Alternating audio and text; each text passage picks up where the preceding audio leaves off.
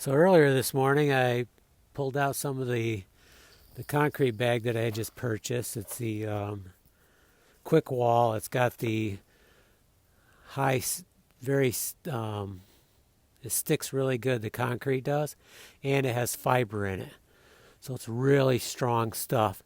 Mixed some up and I started filling in this area.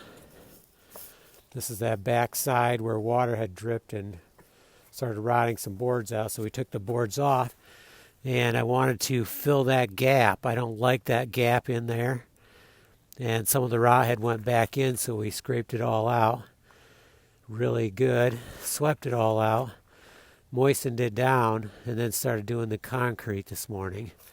So I still have a ways to go, and you can see the gap here.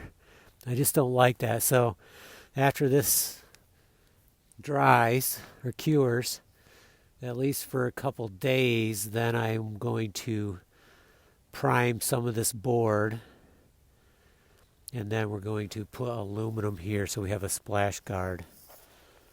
So I need to, I forgot to pick up this board, so I need to get that and then finish the concrete, and then we can move on to the next step.